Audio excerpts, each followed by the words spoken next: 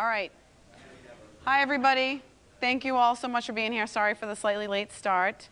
Thank you for being here to learn about redesigning email campaigns for mobile. My name is Kim Mateus. I'm digital marketing strategist at Real Magnet, and I'm being joined by Calie Brennan. She's our senior UX designer at Real Magnet. And this is the agenda for what we're going to walk through today. We're going to kind of start out just talking about the mobile landscape, some big picture stats about what's happening with mobile, especially as it relates to email. Then we're going to go through, these stats are great. It's nice to know what the industry is trending toward, but what does that mean for you? What do your mobile stats look like? I'm going to ask you guys a couple of questions too, because we're curious to know, what kind of data you guys have access to when it comes to mobile. Then we're going to go through some current design trends, kind of a what's hot and what's not as it relates to mobile email. And then we're going to get into some details on mobile and responsive design and do a little bit of a show and tell about how it all works. So let's start out with just some big picture stats. This is data coming out of Pew from earlier this year. It says in the United States, 58% of adults own smartphones. So you can just kind of see how much that penetration is growing. Then we're just kind of showing the ebook ownership and the tablet ownership. But again, 58% are on smartphones. And what are they doing on their smartphones? This is the top activities. You can see the number one is sending or receiving email, with 61% of people reporting doing it daily and 80% of people reporting doing it weekly. And I actually saw this in a different study. I've seen a couple of different data points come out, and that number is actually even higher in the other data set that I found. I think it was 90% of people reported checking email on their phone on a daily basis. So it's happening.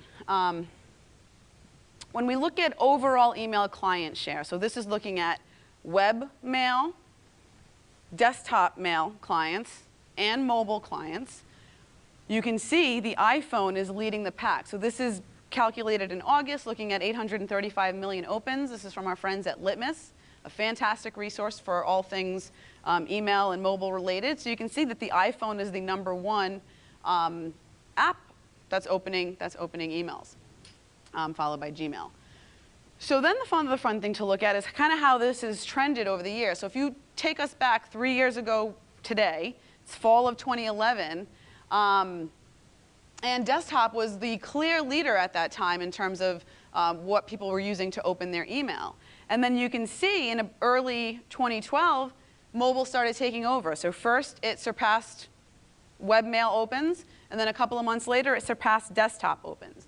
And the biggest thing that has now happened this year in 2014, we've officially crossed over where now 52% of all emails are getting opened on a mobile.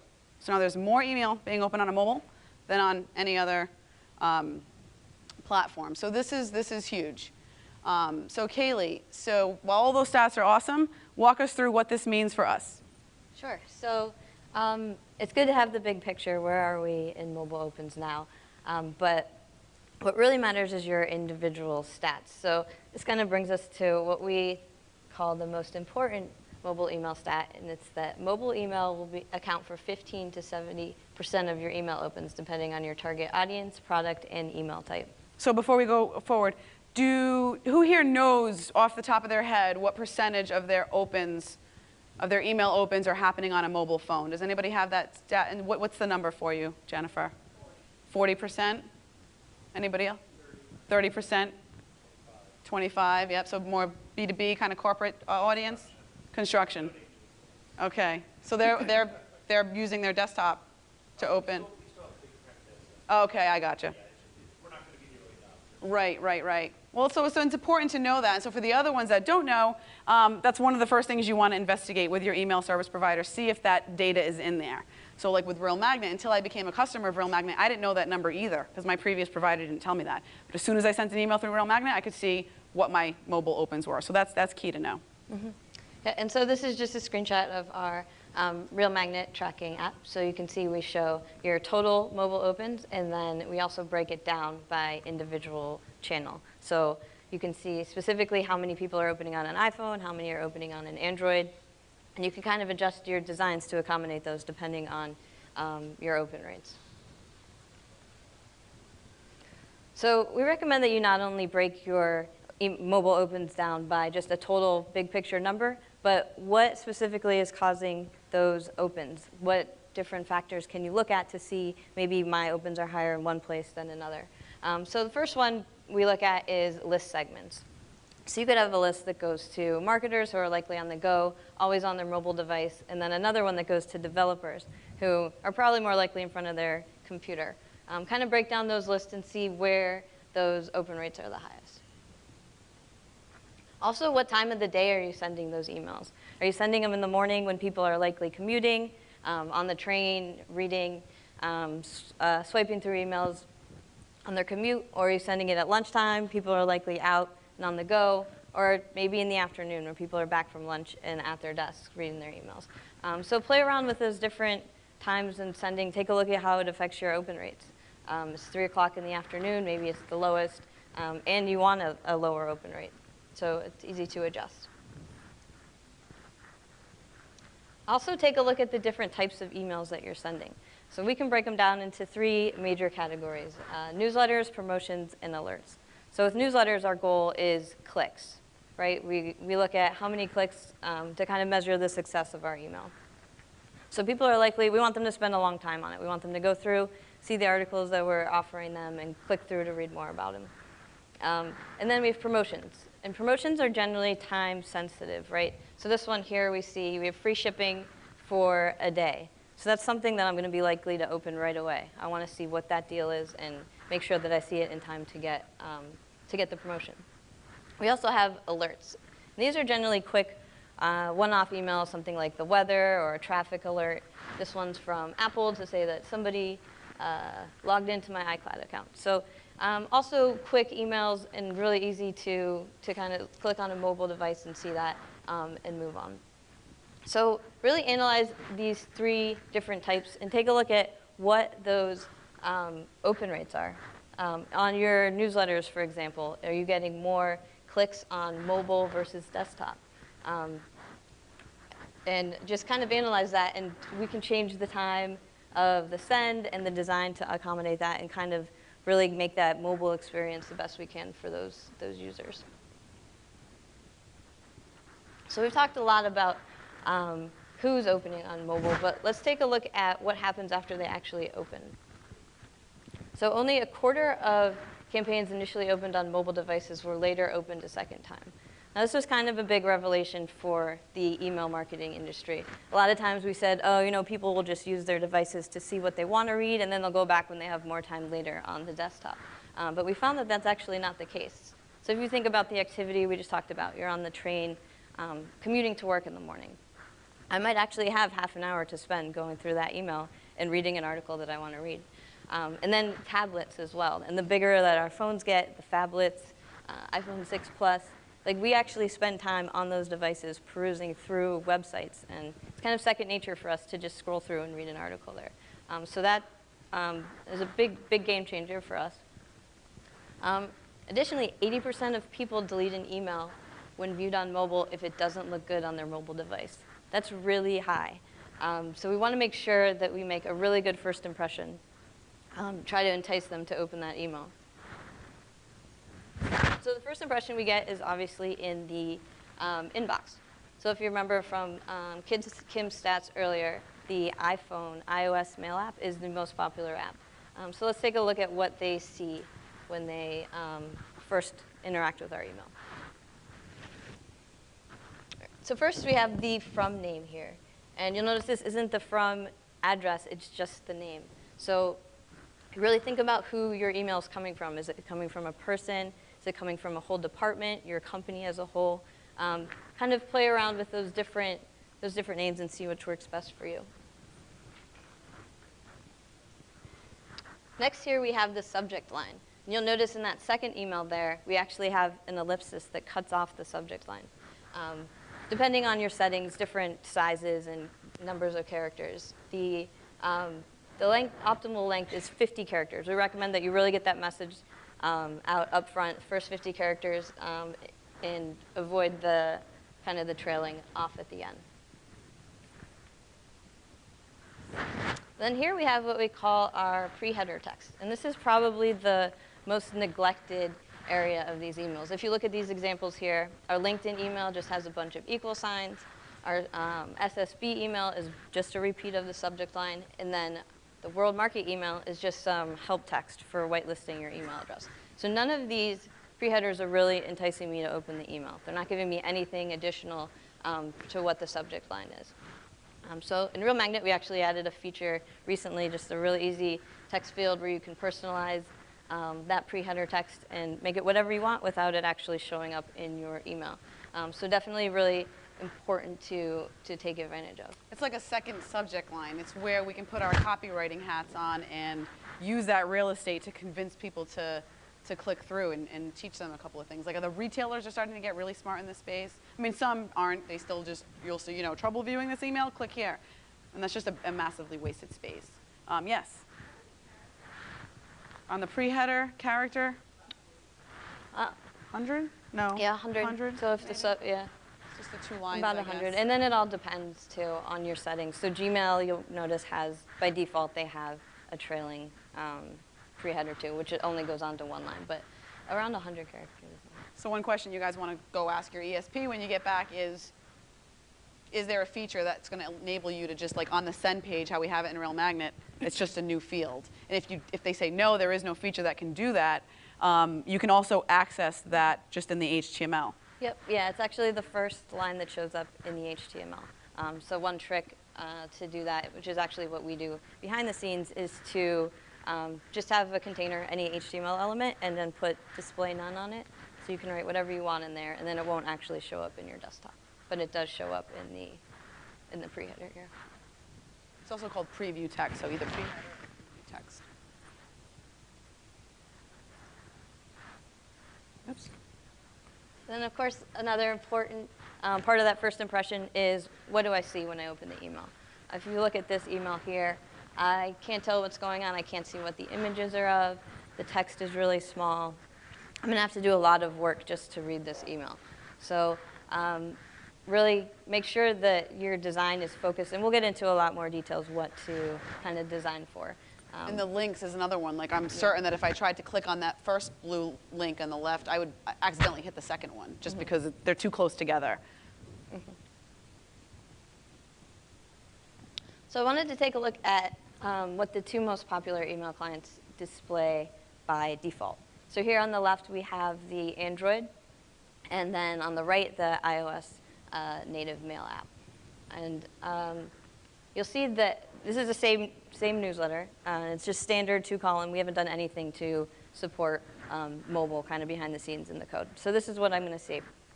So on the Android, you'll see we're really zoomed in. We show it at the actual size. All I see is the top left corner of that banner. I don't even get my title in there. I'm really going to have to scroll horizontally and kind of move around in order to read this email. Oh, sorry. I was just going to say, another thing you guys will want access to is some sort of a testing tool that lets you see this all at once. Because the last thing you want to have to do is send yourself 18 different emails on all these different devices. We have the Litmus tool integrated in with Real Magnet, but that's something you can subscribe to on the side, too. So this saves a lot of time, because it's going to show you how your email renders across all the webmail by default, the desktop mail, and then the mobile email. So it's a huge time-saving tool. Yep. And then the iOS here on the right is actually zoomed out. So I can see the entire message, but the text is so small, I'm still going to have to pinch and zoom and move around in order to actually read it. So obviously, neither of these experiences is very good, right? So how do we improve it? So we want to make sure that you're scrolling vertically instead of horizontally. If you think about when you use your phone, it's almost second nature to just kind of thumb through something and scroll down it. We also want to eliminate that need to zoom. And we'll get into more specifics about the different elements, but we want to be able to read that text clearly. We don't want to have to make our users do any work for it. You also want to make nice content blocks that are really easy to scan. I should be able to just thumb through an email really quickly, figure out that there are some separate articles, separate sections, or promotions, and easily move on and either just go to the landing page or sign up for the webinar. You also want a really clear, tappable call to action. So Apple recommends, I think it's 44 pixels by 44 pixels for each item that you want to tap on. And also, 44 pixels gives you plenty of space where you're not kind of running into anything else. So like Kim mentioned earlier, you don't want to kind of fat finger a link and have the intended click one place and you end up somewhere else. We also want to make sure that the contrast of our email is really high. So if you think just the nature of mobile devices, we're on the go, right? So we can be in a dark movie theater, or we can be outside on the beach, and that contrast is really important. You don't want to have your user adjust the brightness of their screen or anything in order to read your email. So we wanted to do a quick what's hot, what's not in email design. So just like everything else, email kind of goes through trends as well. And these are all examples that we've seen a lot of our clients doing, just trends that they're following, and also other designers in the industry. So the first one is one column instead of two. And especially in newsletters, a lot of we see promotions that are one column all the time. But lately we've been seeing a lot of newsletters that are also one column. And this can be attributed probably to the increase in mobile, right? We talked about how easy it is to scroll vertically. So these are, on the left here, we have our one column email, nice and easy and clear, call to action and title, and really just a nice experience for mobile users.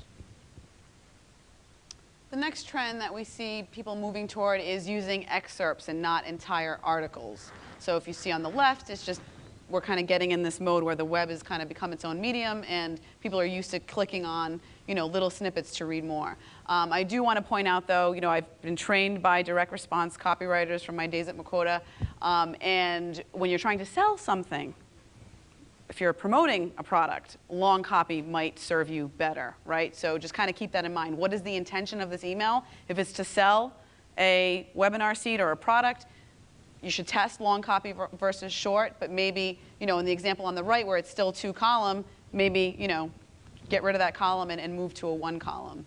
But just in general for newsletters, we're definitely seeing a trend more toward excerpts versus putting the entire article in there. Another trend we're seeing is more flat design instead of skeuomorphic. So what is skeuomorphic? If you look at this bookshelf on the right here, a lot of you probably recognize it. It's from the iOS, the bookstore. So you'll see there's a shadow showing you where the shelves are. There are gradients, and then the wood grain behind it. It's when you design actual elements to look like the elements in real life. So we actually have the animation of taking the book off the shelf, putting it back on, some interaction that we're familiar with that we can translate to the web. And so as the web's kind of grown more and more as its own medium, we all know how to click, how to use a mouse. We don't need an animation to show us how to do it. We've seen a lot more flat design. And this actually lends itself really well to email. It's simple background colors and borders, things that download easily and really easy for our developers to code. There's not a lot of complicated images pieced together to look like a shelf. So definitely seeing a lot more of that lately. Which is a nice relief for marketers because it means that somebody with my skill set from an editorial background who doesn't have graphic design skill, suddenly I can just tap into much easier looking things versus back in the day you'd have to get somebody to design this ebook cover that looks like an ebook. Like that's just, those days are just going away and it's a good thing. The next trend is toward using stylized text versus lots of images. So what do you think happens when you try to open that email on the right on your mobile? I'm sure actually you've experienced this. You go to open an email on your mobile and the thing doesn't even load and you have to click another button at the bottom to get the email to fully load, and you don't want that. So what we're seeing is more stylized text. So on the left, you'll see all the headlines are in the same, font type and color, and then the paragraphs are all, similar. So you're just kind of using pretty text, if you will, versus images to make the email visually appealing. And that also helps for scanning too. If you have nice big headlines, maybe in a different color, also really easy. It stands out nicely and a clear kind of hierarchy for your message. Was there a question back there? No? Okay, sorry. If it definitely, as you guys, I don't think we mentioned this up front, as you guys have questions, please just shout them out so we can keep this nice and interactive. Our next trend is buttons instead of links. And we're seeing this a lot, especially in newsletters. We're seeing some read more buttons. And with this flat design trend, it's really easy to do. All I have is a little table there with a background color and then a link inside of it. So it looks like a button. It's a really nice design element, kind of breaks up my content, and also it looks nice. And we can also add plenty of space around them too. So for mobile, really easy to tap and find and convert. Yeah, like no one's going to screw that up. It's just like, boom, read more versus the stuff on the right. You're already getting into a little bit more, oh, I meant to click the article and I accidentally clicked this social share. It's just too close together. Mm-hmm.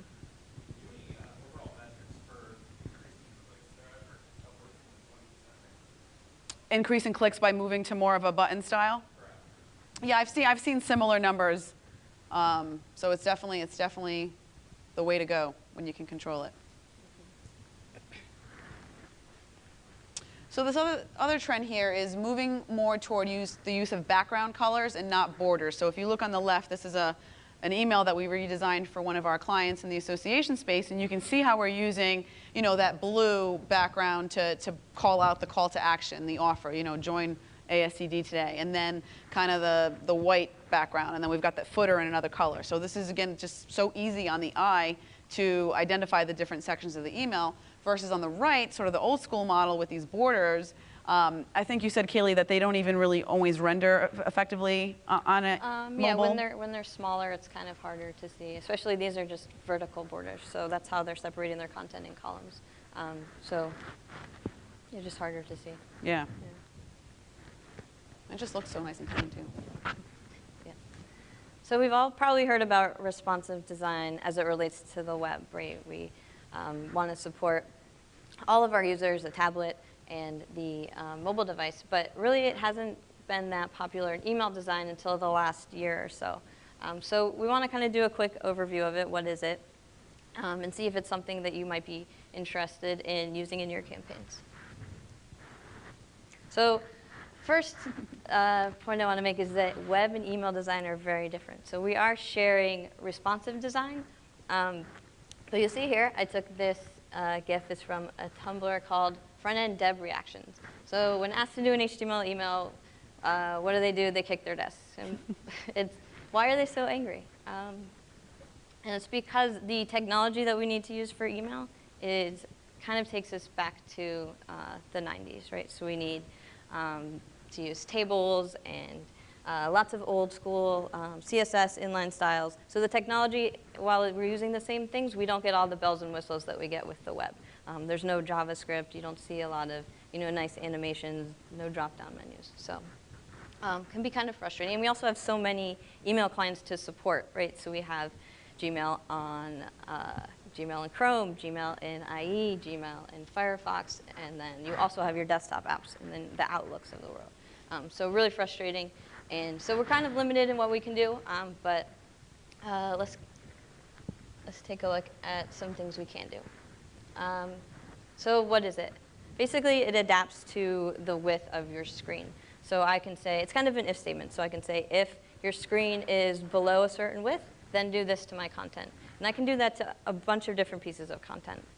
And we'll get into some specific examples here. But I can really tailor that experience for my mobile user. So what's possible? First, we can manipulate the layout. And I would say the biggest thing that you do here is to take those multiple columns and make them one. And then I would say if you're going to do one thing, that would be probably the most important.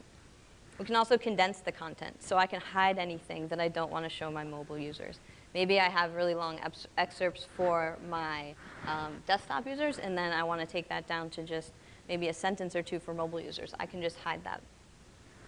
It also can alter the image size. You want to make sure that the images are scaled appropriately for those small screens.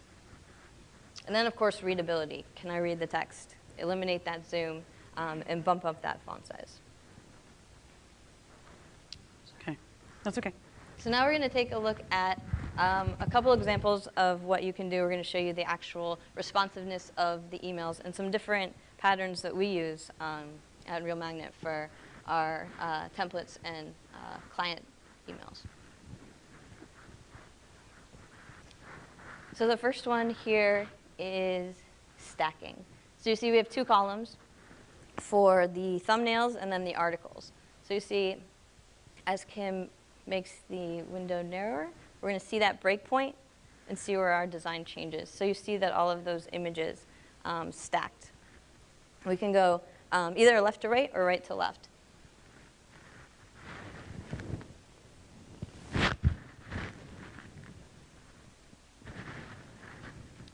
And then our next pattern here is hiding.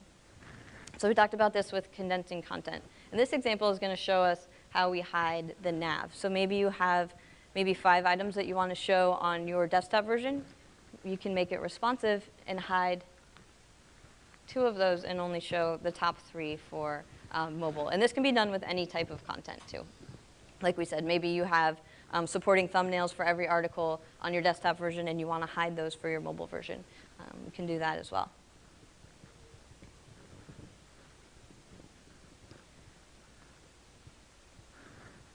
And the next one here is expand.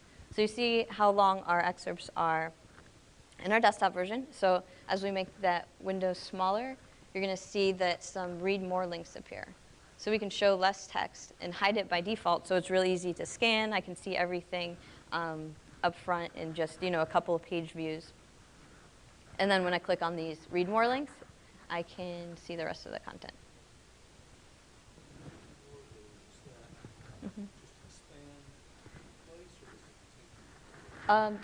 This one expands in place. Yep, so we're basically just hiding and showing the content. The other thing too is you can use all of these layout manipulations in the same email, right? So you can stack where you want, you can hide, you can expand, you can combine all of these tricks, if you will, into one template, right? Mm-hmm. Yep. Okay.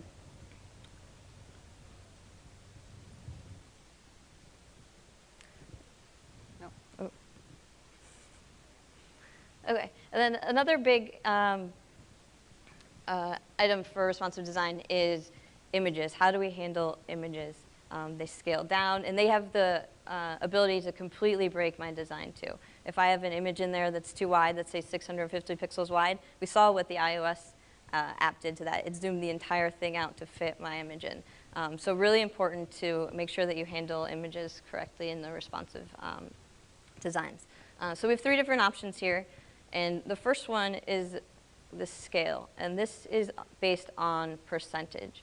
And this is probably the most common. It's easy to do universally. You say in your email, I want all of my images to just scale to be 100%. So that means it will never be wider than the screen that you're reading it on. So you see here, the edges just stick to the window and scales nicely at any size. And then our next pattern here is the swap. And this is really good if you have any banners with text on them, anything that's going to be kind of illegible at a small size. And this is actually 2 separate images. So you see as we get smaller here, we hide this big one, and then I have a redesigned banner for mobile. So again, really nice for any text that you have on banners, and you can always move different text. So maybe that we had a subheader there that we would move down into maybe a title field for mobile. And then our third option is the crop. So you see here we have a guy diving in the middle. And if we made this small like we did with our percentages, we probably wouldn't even know what that is if I look at that in a portrait view on a phone. Right? So instead of scaling it, we're actually going to crop it and just focus on the guy diving in the middle and keep that same size.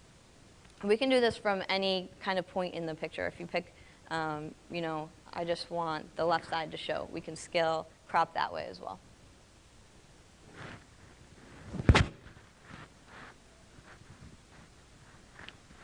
All right, and then our last pattern is to improve readability. Obviously, the text is important to our email, right? So we want to bump that text size up. Apple recommends at least 18-point font. We also want to increase the line height, so all the space between that line. You want to make sure that when you read, when you get to the end of the line, sure. Pardon me, do you ever use percentages for text size? Yes, yeah, we do. I think we do usually 120% bump for text size, and then 150 for line height. Those are pretty standard. But yeah, that works really well, especially if you have a bunch of different sizes in your email across the board, some headlines and body text. They'll all just resize appropriately. And then we also want to add plenty of white space. So not only line height, space between the lines, but space around our chunks of text, more padding to make that easy to scan. Is that my hair? Good. Yeah. Thank you. I was going to do it for you, and I'm like, that's just weird. Good. And so responsive design is a really powerful tool, right? We can do so many custom things for our mobile users. But it is important to note that it doesn't work everywhere. So we talked about how email technology is kind of behind everything else. So some of these apps, major ones being Gmail, Yahoo, and Outlook, do not support responsive design. They actually strip out those media queries. So if you do have a really high mobile open rate, I would recommend not only doing responsive design, but something that we call mobile aware. Where is it? There it is. So this is basically designing your desktop version with some of those tips that we looked at for mobile. So one column instead of two. Plenty of padding, bumping up those sizes, all of those things you can do to your actual desktop version without sacrificing that experience for them. So if you look here, we have a good example of a mobile-aware email. This is a desktop version. And I think it's also important to note that designing for mobile isn't just about the actual design elements on the page, but the content that you're showing. So you see how stripped down this promotion here for the webinar is. And it's we know right away what we're doing. We have the title of the webinar, the speaker, and then the button to register. So likely these publishers, Typecast, said, you know what? Forget about responsive design. Because not all email clients support it, why bother with it, right? That's a lot of position that a lot of marketers are taking. Like, is it really worth it if 50% of my opens are happening in Outlook? Is responsive design really worth the approach? So what they said is, you know what? It's not. But instead, I'm going to just completely rethink the way my emails look on a desktop. And they did away with the complicated 3-column designs. And I remember, again, when I got recruited to work in marketing, we designed this beautiful, where's Helen?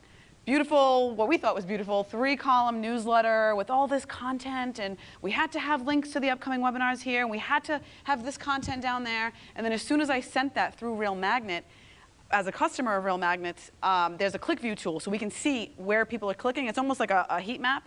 And what we saw was that people aren't clicking on half the stuff, right? And that's very common, where people are not clicking in a lot of these links. So it's almost like, if I was faced with this in marketing, I would say, all right, we're just going to back it up, and we're going to rethink every email we send, and we're going to ask ourselves, what is the purpose of this email?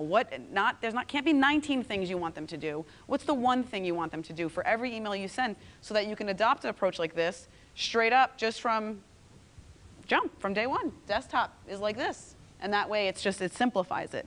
But of course there's also, a good argument for going responsive, because then if they are on a desktop and you want to display them more content, you should be able to. It's kind of like meet your customers where they are, give them the experience that they want. But I'm a fan of just trying this out, at least as an exercise to ask yourselves, if we went this route, if we suddenly only had one column to deal with, how are we going to prioritize that message? Yes.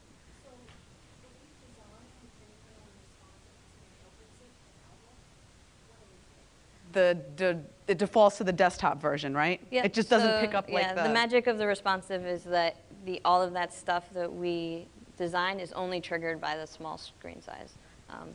So nothing else matters. The responsive code isn't going to affect your desktop version at all. It's all going to look exactly the same. Right. Yes?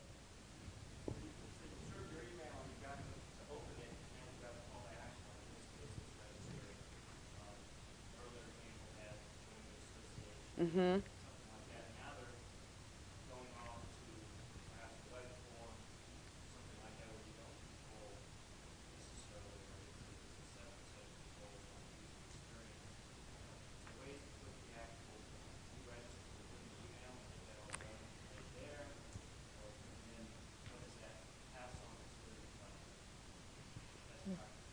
I think the goal, and we have this, I think, coming up. Is it next? Yeah, and actually, just forms in email in general are, there's very little support. So a lot of email clients will just strip it out in general. Yeah, so definitely the thought of recommend that.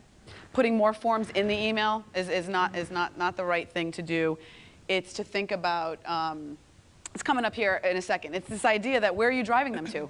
You're driving them to a landing page, right? So if you've done this beautiful job of this email experience and they click through your website and it's not responsive, that's not ideal, right? So the good news is that you can try to apply some of the same mobile-aware email best practices, the bigger fonts, the bigger buttons to your landing pages. The tips that apply to mobile-friendly landing pages are not that dissimilar from the tips that apply to mobile-friendly emails. I know that ASCD, that one particular client, he was stuck with a website that wasn't responsive, and he now has these beautiful responsive emails, and he had to ask himself, what am I going to do now? And he was able to find like a third-party landing page creator tool. So for some of his campaigns, he could send them to this responsive landing page. So he kind of went around his IT company and said, I can't do this to my people. I need to give them a responsive experience. And so there are tools out there, and in Real Magnet, is he? Yes. Yeah. I wanted to follow up on your question, but also one thing that you can do to make the experience on the landing page easier is add queries to the link. You already know more data about the customer. You have other information, first name, last name, address, other kind of stuff. You can include that in the email link so when they hit the page, it's already partially filled out for them anyway.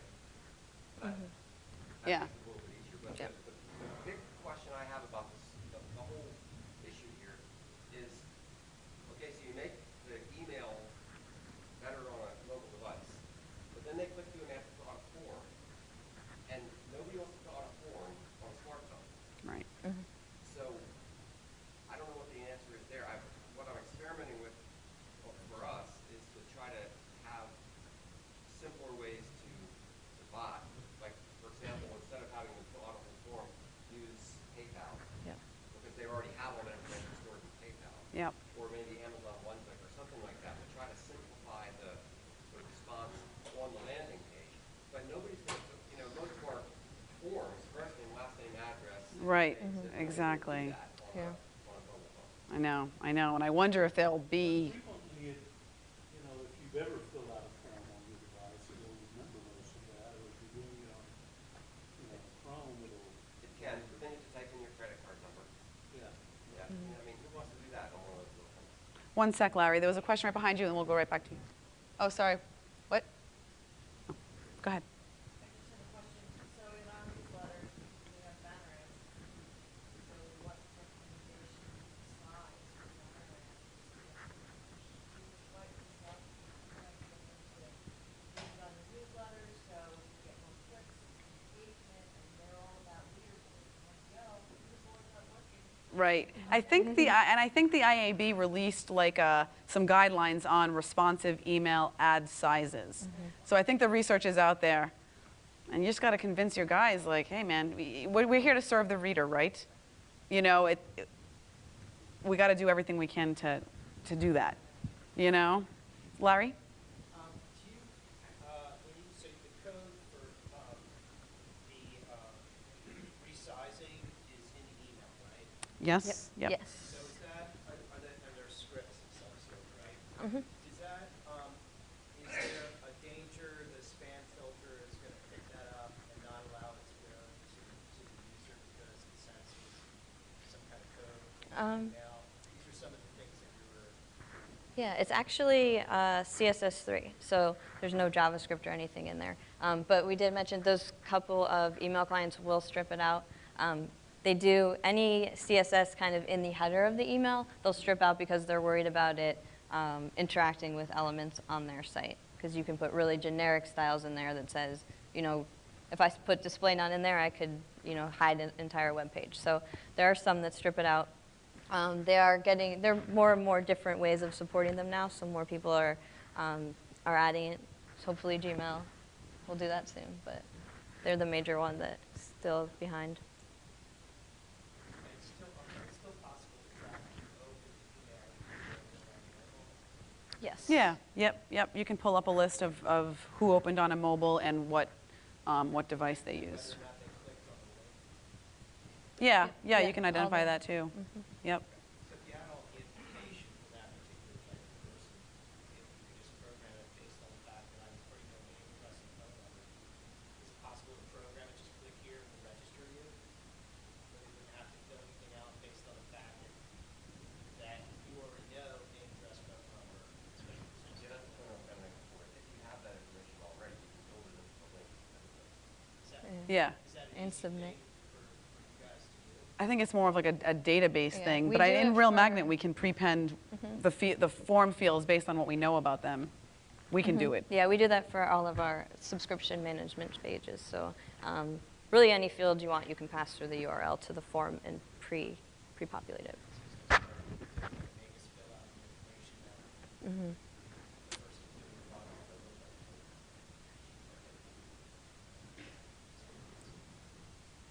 Jennifer?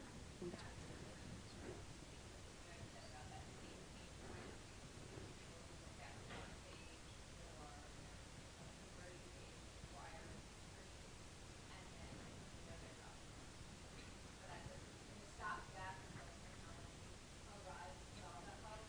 Do you just have like an email message page to yourself? Because I know me, I'm very busy and I'm not gonna copy that link and email button. I have a lot of users and I don't want to be visible when they're busy. So as a stopgap, you just put those in their inbox, follow up later. Oh, that's a really good idea. So they click from the email. And we want the sale, but at least it'll push that page to them so that we can go back to the customer and have them. I like it. What is, do you have any experience or any thoughts about the dial on landing pages? On a mobile device, press the phone number. I don't know that we have any direct experience with it, but I also like that idea. I think that, I don't know. Yeah, maybe market specific. We've had some very interesting types of, yeah, we got contractors who pick up trucks. Right. They really shouldn't be. Well, should be. Yeah, they should be doing it anyway, but if they are, at least then they'll call. So I mean, you can experiment with that. It's not incremental charge, but at least iOS very consistently picks it up. Mm-hmm. That's the link. Obviously, the secret is if you have an inbound call for them, take it or put voicemail, which is way better than anything. Right. Well, it's worth a test though. And then again, knowing your market allows you to test fun things like this. I like it. Any other questions? So I think what we were going to show here is, I mentioned this. This is the litmus tool that we have integrated into Real Magnet that allows you to see how your email is going to render across all the different desktop, mobile, and webmail clients. And I would recommend not only just looking at the design and how it renders, but also the experience of that email. So if you hand off your phone to your coworker and kind of watch them interact with it, are they clicking where you expect them to click? How easy is it for them to navigate the email? Yeah, and like what Matt Bailey, again, I sat in a session earlier and he was talking about usability testing and this idea of when it comes to website usability testing, you want to give them a task. You don't just say, hey, what do you think of my website? What do you think? Then you're just going to get their opinion. Versus you say, can you please try to subscribe to my email newsletter on my website? And then you watch them do that. So the same idea. You hand your phone over and say, first of all, just kind of watch how they naturally interact with it. I think that's a good initial approach. And then maybe give them a task and just kind of see what they do. Do they automatically start pinch and zoom in? Do they, what do they do with it? I just want to tag along with that. We actually pay people to come in who are going to visit our website. And it's movemybiz.com. You can get a free office relocation checklist. We have this huge button in the middle of the page that said, click here for the free relocation. And we literally, they sat down in our office. They're looking at the screen. We're like, okay, how do you get the checklist? And they're like, I don't know. Wow. And it was staring, there was something about the color. Right. Position. Could have been like a banner blindness thing. They thought it was an ad and they didn't, I highly recommend, that work. We learned so much by just sitting behind them and seeing what they had to say. Yeah, it's sobering. It's a sobering thing to do. But it's smart, All right, so I think here's the landing page thing we got to.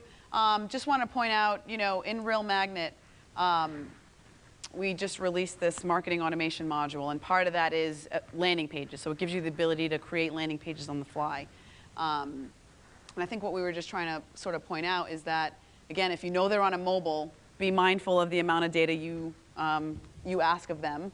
So this is our landing page tool, which is identical to our editor. The only difference now, everything's drag and drop and awesome. The only difference is now you have this form field that you can drag in. And like we've already covered, if you know they're on a mobile, be mindful. Only ask for what you absolutely need to advance the relationship forward, and then you can always go ask for more data. And then, of course, if you can find a tool that has a responsive landing pages, this is key. If you can't, again, try to just, boom, one column. Try to design one column landing pages so that when they're clicking through, they're experiencing something pleasant on their mobile.